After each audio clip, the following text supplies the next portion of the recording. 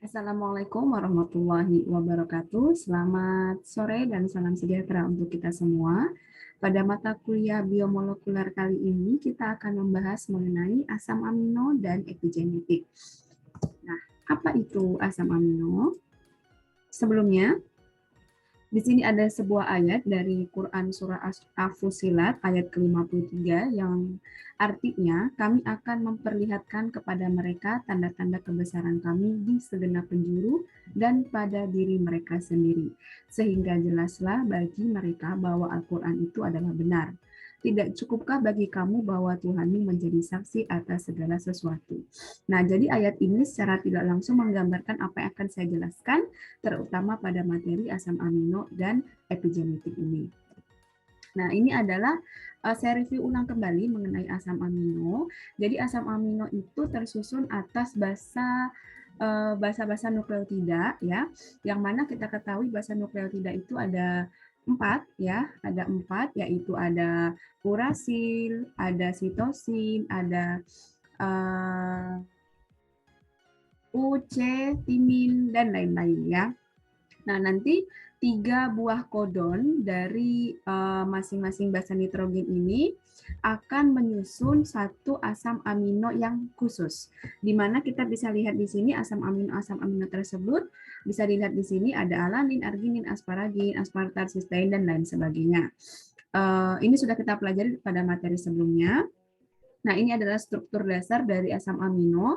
Asam amino itu memiliki ciri khusus ya. Dia memiliki grup amin di sebelah sini, yang mana ciri khasnya adalah adanya ikatan nitrogen, adanya nitrogen ya, di sini ada nitrogen.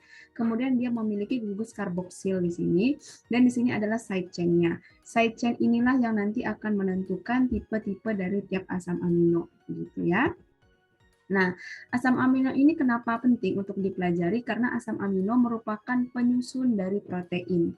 Dan protein itu merupakan salah satu dari makromolekul penting di dalam tubuh selain karbohidrat dan lemak.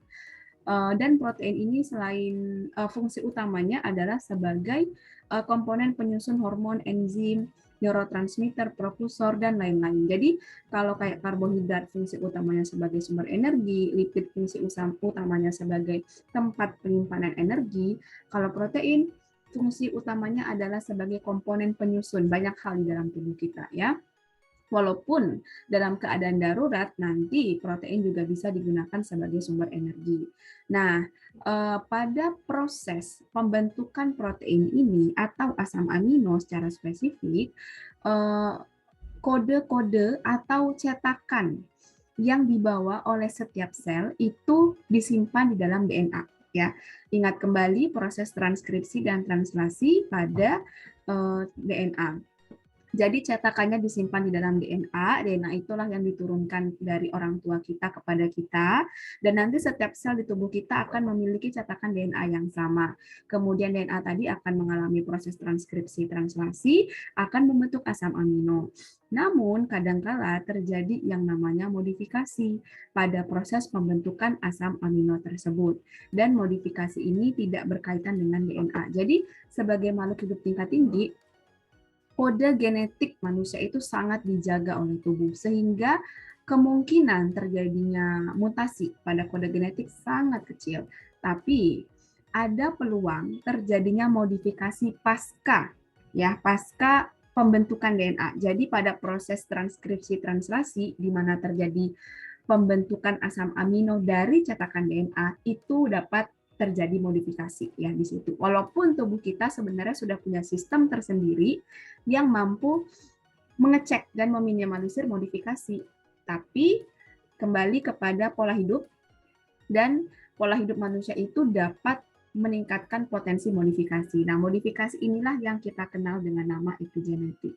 Jadi, proses epigenetik itu sebenarnya cukup umum terjadi dan akan terkadang memberikan dampak, terkadang tidak memberikan dampak bagi tubuh seperti itu ya.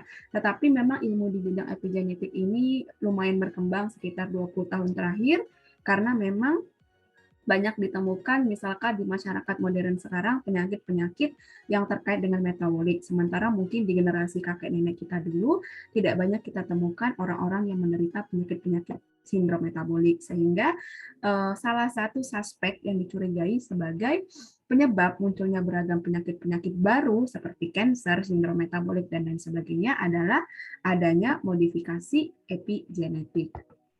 Ya, jadi ini kalau kita kembali lagi kepada proses tumbuh kembangnya manusia, itu ada dua versi, disebut sebagai nature and nurture.